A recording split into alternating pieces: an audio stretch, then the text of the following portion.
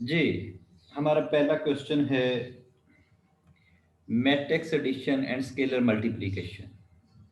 Given A this है, B दिया हुआ है, फाइंड ए प्लस बी, और ये मैट्रिक्स दिया हुआ है। आपने क्या करना है, दो मैट्रिक्स दिए हैं उन्हें ऐड करना है, सो नो प्रॉब्लम। दूसरा दिया है 2a-3b, आपने पहले स्केलर नंबर 2 से मल्टीप्लाई करना है ए को, फिर बी को 3 से, और उनको सब्ट्रैक्ट कर देना है, हो जाएगा। कोई ऐसा क्वेश्चन नहीं है, कोई खास चीज़ नहीं है, हमारे क्वेश्चन डिस्कस करते जाएंगे साथ साथ। नेक्स्ट दिया है 2.2 find X Y G T where 3 this one, और ये टर्म दी हुई है। तो आपके पास ये हमें फाइंड करना है, तो इट मीन आपको उसने दो मैट्रिसेस दिए हैं जो इक्वल हैं। कैसे इक्वल हैं? फर्स्ट एंट्री फर्स्ट के इक्वल, सेकंड एंट्री सेकंड के इक्वल, सेम इसी तरह थर्ड एंट्री थर्ड के इक्वल, और फोर्थ एंट्री फोर्थ के इक्वल। अब इनको आप कंपेयर करें, एक्स वाई जी की वैल्यू फाइंड हो जाएगी, और उसको साइमल्टेनियसली सॉल्व किया। आपके पास फर्स्ट इक्वेशन बनी 3x is equal to x plus 4, और यहाँ पे दूसरी इक्वेशन आपके पास आ गई 3y इज इक्वल टू ये 3y is equal to x plus y is equal to c. तो इन पहली दो इक्वेशन में से x और y फाइंड कर लें, और अगली दो इक्वेशन में से z और t फाइंड हो जाएगा। जी, तो थर्ड वन दिया हुआ है प्रूव दैट थ्योरम 2.1। तो ये सिंपल टर्म दी हुई है, ए प्लस बी और प्लस सी करना है। एडिशन दी हुई है कि एडिशन को आप ए आई जे और बी आई जे इनके हिसाब से कर दें। तो ये आपके पास एसोसिएटिव लॉ है एडिशन के तहत मैट्रिक्स का। और यहाँ पे स्केलर मल्टीप्लिकेशन दी हुई है ओवर एडिशन। तो आपने ये स्केलर मल्टीप्लिकेशन करनी है और ये वाली करनी है, लेकिन करनी कैसे है? जनरल नंबर से। ये की हुई है। फर्स्ट में है आई जे, ये सिंपल टर्म की हुई है, कोई ऐसा खास लॉजिक नहीं है इसमें। आपने वो वहां पे हमने नंबर्स के साथ की होगी, यहाँ पे आपने A I J plus B I J plus C I J, तो इक्वल ही आते हैं, कोई ऐसी खास चीज़ नहीं है, प्रूव करने वाली भी कुछ नहीं है इसमें।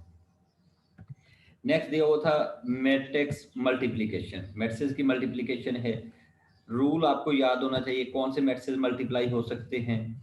ऐसा मैट्रिक्स मैं दोबारा लिख देता हूँ। फॉर एग्जांपल मेरे पास एक मैट्रिक्स ए दिया है और एक मैट्रिक्स बी दिया है।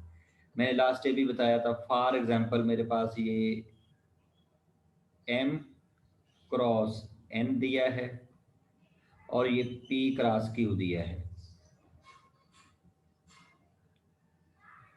अगर हमारे पास ये अंदर वाला सेट जो है ये इक्वल हो, n is equal to P होगा तो ये मल्टीप्लाई होंगे, अदरवाइज नहीं होगा। मतलब पहले के नंबर ऑफ कॉलम्स दूसरे के नंबर ऑफ रोज के इक्वल होगा तो कोई मैट्रिक्स मल्टीप्लाई होगा, अदरवाइज नहीं होगा। अब यहाँ पे पहले में देखिएगा 3 कॉलम्स बनते हैं और इसमें 3 रोज बनती हैं, तो मल्टीप्लाई हो जाएगा। ठीक है, ये एक्चुअली आपको दिया उसने 3x1 का मैट्रिक्स, और दूसरा दिया 1x उलट नहीं लिख दिया, उलट लिख दिया। ये दिया 1x3 का मैट्रिक्स, और ये दिया 3x1 का मैट्रिक्स। तो आपके पास ये जो रिजल्ट है ये इक्वल है, तो आपके पास आंसर क्या आ जाएगा? एक नंबर 1x1 का मैट्रिक्स आना था वो आ गया। नेक्स्ट में दिया है आपको 4 और ये भी 4, तो मल्टीप्लाई हो जाएगा। ये भी 4, अच्छा ये 4 दिया है, ये 3 दिया है, तो ये मल्टीप्लाई नहीं होगा। तो आपके पास क्वेश्चन भी इसी तरह का आएगा, एमसीक्यूज में भी दिया होगा कि ये क्वेश्चन दिए हैं, इनमें से बताएं जी कौन से मल्टीप्लाई होते हैं कौन से नहीं होते हैं।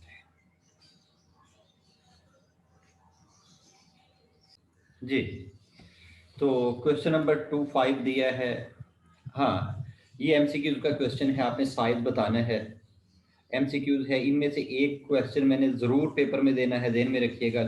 उसने कहा है let R cross S denote an R cross S matrix, find the size of those matrix product that are defined. इनमें से बताएं कौन से मैट्रिक्स है जो मल्टीप्लाई होंगे और उसका आर्डर क्या होगा। अभी जो बताया था, अगर ये सेम होगा तो मल्टीप्लाई होगा और रिजल्टेंट का ऑर्डर क्या होगा, ये वाला। तो पहले वाला मल्टीप्लाई भी हो गया और ऑर्डर क्या आ गया, 2x4। ये मल्टीप्लाई नहीं होगा, ये मल्टीप्लाई नहीं होगा, यहाँ पे ये मल्टीप्लाई होगा और ऑर्डर क्या आ जाएगा, 4x2। और ये मल्टीप्लाई होगा, ऑर्डर क्या आ जाएगा, 5x2। ये मल्टीप्लाई हो जाएगा, ऑर्डर 2x4 आ जाएगा। ठीक है जी। ये यहाँ पे उसने लिखा है नॉट डिफाइंड, नॉट डिफाइंड, ये जो दो हमारे पास नहीं हुए थे। ये एमसीक्यूज के क्वेश्चन है, ज़हन में रखिएगा। वहाँ पे कोई भी क्वेश्चन आ सकता है, इनमें से भी हो सकता है, इनके अलावा भी हो सकता है जी। 2.6 दिया है, let A is equal to this one and B दिया है, find A B and B A. अब चेक करें, ए बी और बी ए मल्टीप्लाई हो सकता है। अब ये पूरी रो इस पूरे कॉलम से मल्टीप्लाई हो सकता है। ये जैसे ये दिया हुआ है, मैं इसको कर रहा हूँ, तो ये तो हो जाएगा, आंसर भी आ जाएगा। लेकिन जब दूसरे की तरफ जाएंगे तो 3 और 2 आएगा, वो मल्टीप्लाई नहीं होगा, तो फिर इक्वल वाला सीन ही नहीं होगा। मीन इन जनरल हमारे पास A B not is equal to D A. In general matrices जो हैं उनकी मल्टीप्लिकेशन कम्यूटेटिव नहीं होती जी। नेक्स्ट क्वेश्चन पे जाते हैं, वो सॉल्व किया हुआ है, वो मल्टीप्लाई हुआ। यहाँ भी same, find A B where. अब ये मैट्रिक्स दिया है 2x3 का और ये मैट्रिक्स दिया 3x4 का, तो मल्टीप्लाई हो जाएगा। आंसर क्या आ जाएगा, यहाँ से 2 और 4। ये आप आइडिया है, मल्टीप्लाई आप कर सकते हैं। यहाँ पे फिर आ जाए, ये 2.8 में दो मैट्रिक्स दिए हैं 1 6 -3 2, ये आप सिंपली मल्टीप्लाई करें, जो आंसर आएगा।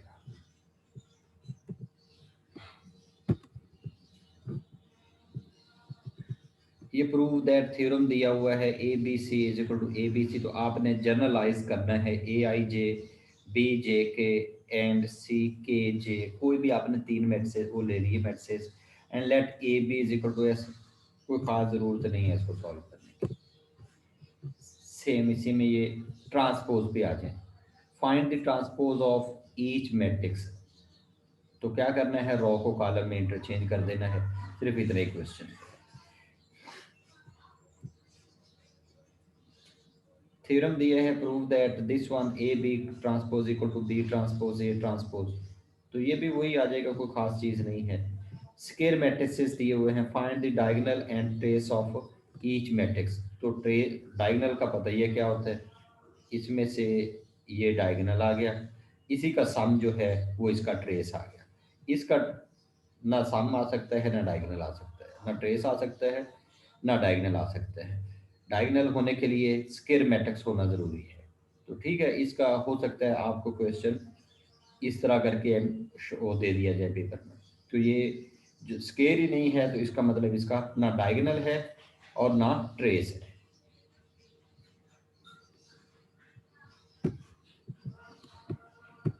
2.15 दिया है, लेट ए दिया हुआ है, पोलिनोमियल फाइंड करनी है, and let F X is equal to 3x square minus 4x plus 5 and G of X is equal to X square plus 2x plus 11। तो हमने करना क्या है, एक्स के क्यूब के मुताबिक ये ए दिया हुआ है, तो हमने इसके ए क्यूब फाइंड कर लें और ए स्क्वायर फाइंड कर लें।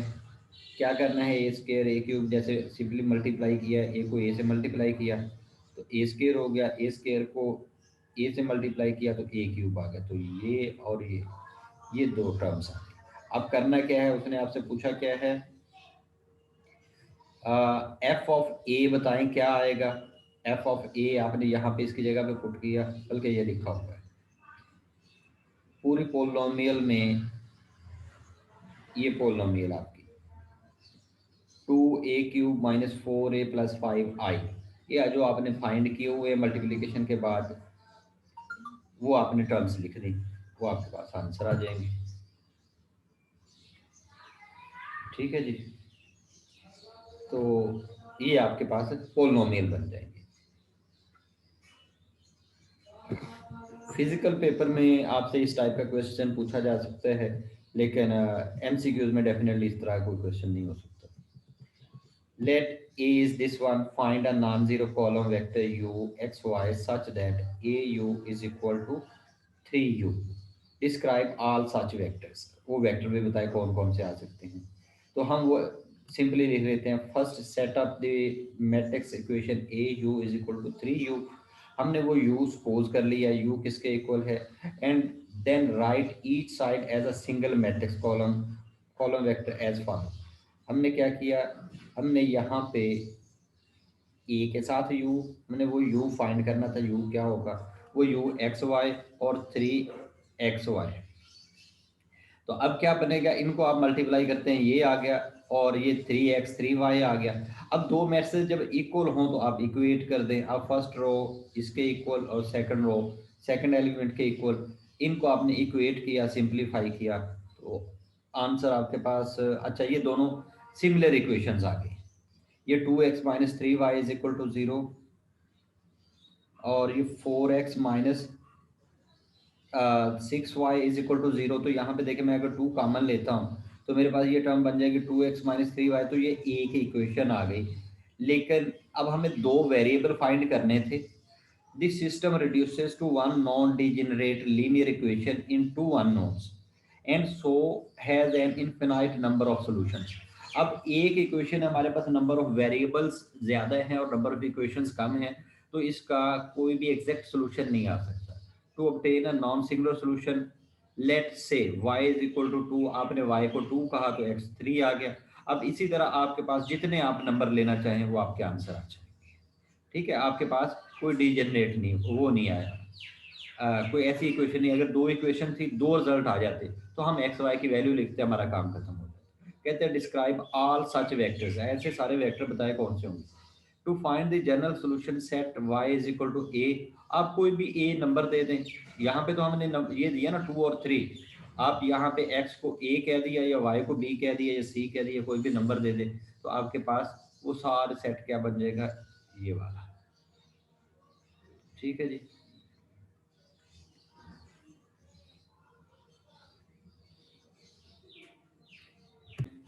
नेक्स्ट दिया है invertible matrices inverse. Invertible matrices क्या होते हैं, अगर किसी मैट्रिक्स का इनवर्स एग्जिस्ट करता है तो इन्वर्टिबल कहते हैं। किसका इनवर्स करता एग्जिस्ट करता है, अगर वो नॉन सिंगुलर हो। नॉन सिंगुलर कौन सा होता है, जिसका डिटर्मिनेंट जीरो ना हो। एक बात, दूसरा यहाँ पे जिस तरीके से उसने सॉल्व किया है, इसने कहा है जी एक मैट्रिक्स ए दिया है और बी दिया है, कहते हैं ये एक दूसरे के इनवर्स हैं। अगर ये एक दूसरे का इनवर्स है तो इनको मल्टीप्लाई करने पे आंसर आइडेंटिटी आना चाहिए। ठीक है, अगर ये एक दूसरे का इनवर्स है फिर ए और बी और ए कम्यूट भी करने चाहिए। ठीक है जी, ये एमसीक्यू का क्वेश्चन है, टेक्निकल क्वेश्चन बन जाएगा। ए बी इन जर्नल जो है वो कम्यूट नहीं करते, मैं दोबारा लिख रहा हूं, ए बी कम्यूट नहीं करते इन जनरल, लेकिन अगर ए और बी एक दूसरे के इनवर्स हों तो फिर ये कम्यूट भी करते हैं। ठीक है, रीजन क्या है कि हमने प्रूफ किया हुआ है A inverse A is equal to B inverse, sorry A inverse is equal to I. अगर हमारे पास मैट्रिक्स सेम वो दिया हो, एक दूसरे का इनवर्स दिया हो, तो ये कम्यूट भी करते हैं। इन जनरल नहीं करते, लेकिन इस केस में ये कम्यूट करते हैं। तो यहाँ पे ये लिखा जा सकता है if A and B are inverse of each other then, आगे ऑप्शन दिया होगा, ये कम्यूट करेगा कि नहीं करेगा, करेगा। ठीक है, इन जनरल नहीं करता। तो यहाँ पे आपने सिंपली ए और बी को मल्टीप्लाई किया, आंसर आपका आइडेंटिटी आ गया। अगर ये आइडेंटिटी ना आता तो फिर ये इनवर्स नहीं था।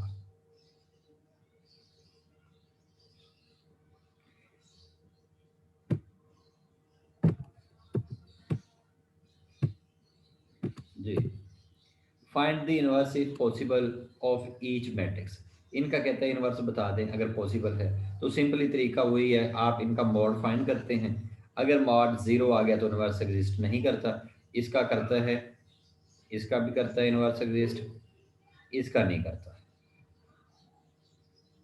करता है, इसका माइनस माइनस प्लस हो गया, हाँ माइनस, इसका इनवर्स एग्जिस्ट नहीं करता, बाकी इन दोनों का इनवर्स एग्जिस्ट करता है। ओके जी, नेक्स्ट है 2.19, let A is equal to this one, find A inverse. अच्छा, यहाँ पे इसने ए इनवर्स इस तरीके से फाइंड करवाया है, ये ए दिया है, find A inverse is equal to this one. तो आप इसमें इसको हम उस तरीके से सॉल्व नहीं कर रहे जैसे वहां पे कर रहे हैं, उसने ये किया, इसको इसके साथ मैं यहां से ये निकाल देता हूं, उसने इनको इज इक्वल टू आई लिख दिया। जब ए और ए इनवर्स है तो वो इज इक्वल टू सम आई होगा, तो यहाँ से हम एक्स वाई इनकी वैल्यूज फाइंड कर देंगे। ये देखिए हमारे पास 9 इक्वेशंस आ गई, इस पूरी रो को इस पूरे कॉलम से मल्टीप्लाई करें तो क्या आ जाएगा, x1 y1 z1 is equal to आई में से 1 आ गया, फिर इसी को x2 y2 z2 0 आ गया। तो ये 9 इक्वेशंस लिखी गई। अब इन 9 इक्वेशंस को ये एक सेट ऑफ इक्वेशन बना, ये 3 इक्वेशंस 3 अननोन्स, ये 3 इक्वेशंस 3 अननोन, और ये 3 इक्वेशंस 3 अननोन। तो जब हमारे पास अननोन सेम होंगे या इक्वल होंगे, नंबर ऑफ इक्वेशंस और नंबर ऑफ अननोन्स इक्वल हैं, तो फिर सॉल्यूशन आ सकता है। तो यहाँ पे उसने साइमल्टेनियसली सॉल्व कर दिया। तो आप इस तरीके से इन जनरल भी सॉल्व कर सकते हैं। ये समझ ले आपके पास इनवर्स फाइंड करने का एक नया तरीका है।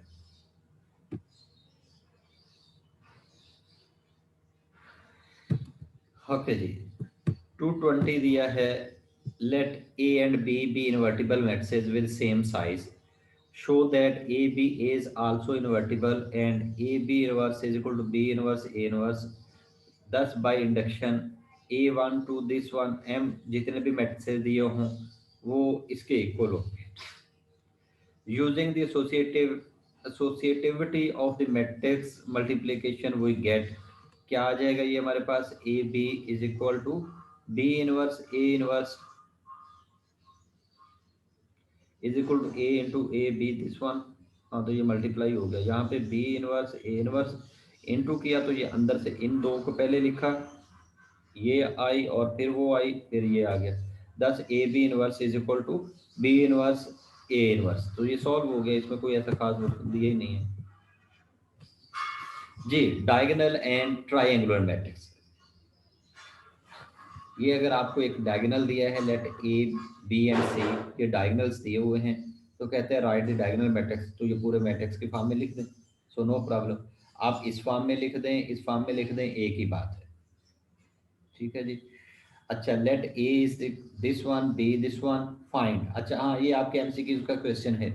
अब डायगोनल दिया है, डायगोनल क्या दिया है, 2 3 5, और बी क्या दिया है, 7 0 -4। तो क्या कहा, A B A square B square, MCQ का क्वेश्चन है।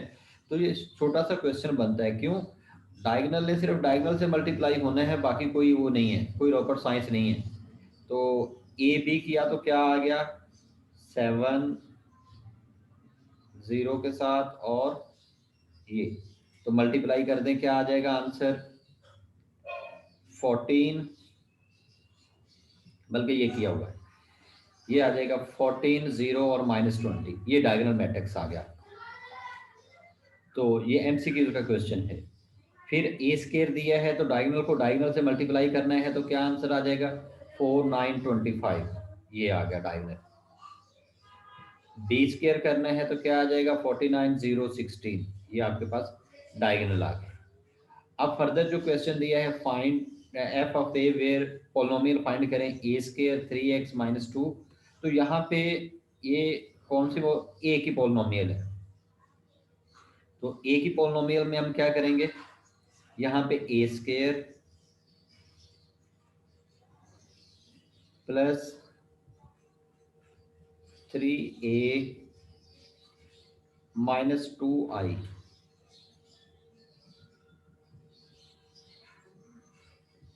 तो सिंप्लीफाई कर दें। ए स्केयर अभी आपने फाइंड किया, दिस वन ये गिवन है और आइडेंटिटी गिवन है, सिंप्लीफाई करें वो आपका आंसर आ जाएगा जी। 2.23 दिया है, find 2 + 2 matrix A such that A square is diagonal but not A, ऐसा मैट्रिक्स फाइंड करो 2 × 2 matrix A such that A square is diagonal, A square diagonal हो बट A डायगोनल ना हो, let A is 1 2 3 और -1, then A square is equal to this one which is diagonal। ये hit and trial पे question है, आप अपनी मर्जी से एक दो क्वेश्चन सॉल्व करेंगे तो आप फाइंड करेंगे, अदरवाइज नहीं होगा। ये मतलब कोई पेट रूल नहीं है, पेट रूल नहीं है, आप इसका हिट एंड ट्रायल पे फाइंड करेंगे जी। नेक्स्ट है find an upper triangular matrix A such that A cube is equal to. अब यहाँ पे देखिए ये क्वेश्चन क्यूब दिया हुआ है, ये टर्म क्यूब दी हुई है, जीरो वाले का इशू नहीं है। इन दो को हम देखते हैं।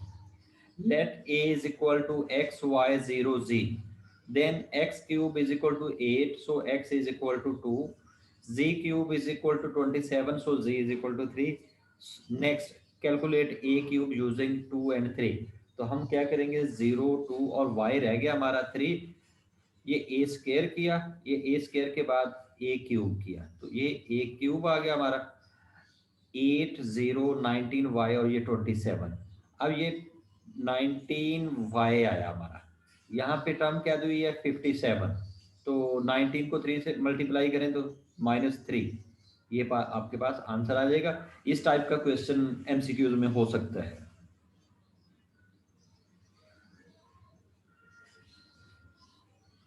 जी। नेक्स्ट मूव करते हैं 25, फिर वही जैसे पहले क्वेश्चन कर रहे हैं वो। ओके जी, special real matrices symmetric and orthogonal, determine whether or not each of the following matrix is symmetric. Symmetric के लिए क्या था, ए ट्रांसपोज ए के इक्वल होना चाहिए, चेक कर दें, सॉल्व करें, अगर आ गया तो ठीक है, नहीं तो नहीं होगा। लास्ट वाला नहीं होगा कि वो हमारे पास स्क्वायर मैट्रिक्स ही नहीं है, तो इट मीन वो सिमेट्रिक का तो केस ही नहीं हुआ, ठीक है। और इसमें ऑर्थोगोनल के लिए क्या करना था, ऑर्थोगोनल किया ही नहीं है। अच्छा, अभी क्वेश्चन सिर्फ सिमेट्रिक का और स्क्यू सिमेट्रिक का था। अच्छा, नेक्स्ट दिया है suppose that b is equal to this one is symmetric, find x b। अगर ये सिमेट्रिक है तो b फाइंड करें, सिंपल सा क्वेश्चन है ये, इसी के मैट्रिक्स के इक्वल लिख दें। कैसे, मैं यहाँ पे सिमेट्रिक लिखूंगा तो मेरे पास ये आ जाएगा 4x + 2, ये मैंने एमसीक्यूज में पूछा था लास्ट टाइम पेपर में, 2x - 3 और नेक्स्ट टर्म भी लिख दें x + 1। अब एक्चुअली हमारे पास ये दो टर्म्स इक्वल हो गई, x + 2 और 2x + 3, तो जब ये इक्वल है यहाँ से x की वैल्यू फाइंड होगी, ये आपका मैट्रिक्स आ जाएगा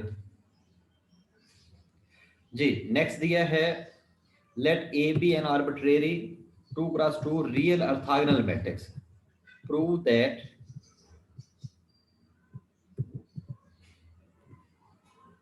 if AB is the first row of A, then A square plus B square is 1 and A is equal to this one or A is equal to this one।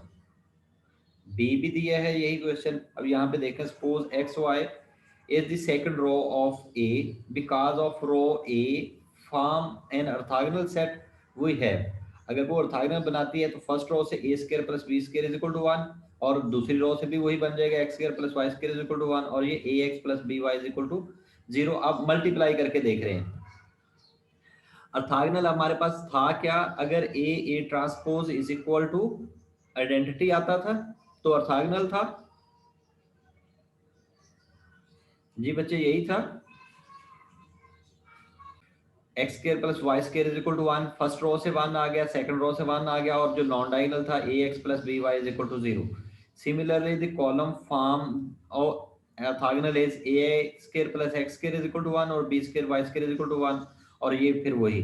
अब इनको simplify कर दें, इनमें से value find कर लें, आपके पास सबकी वैल्यू आ जाएंगी, वो एक्स वाई जी में जो भी थी ए बी सी की वैल्यू आ गई, दोनों में से कहता है एक के साथ।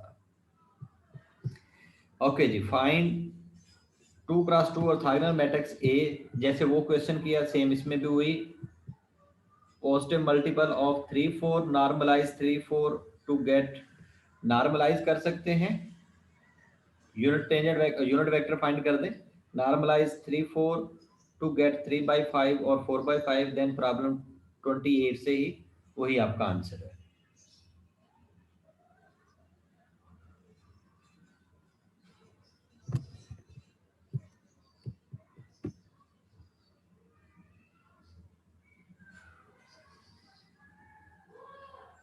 क्या हमारा complex matrices, Hermitian and unitary matrices. तो क्या करना था हार्मिशियन में, A find A H where this one, आपने क्या करना है ए कॉन्जुगेट का ट्रांसपोज, ए कॉन्जुगेट का ट्रांसपोज ले लें।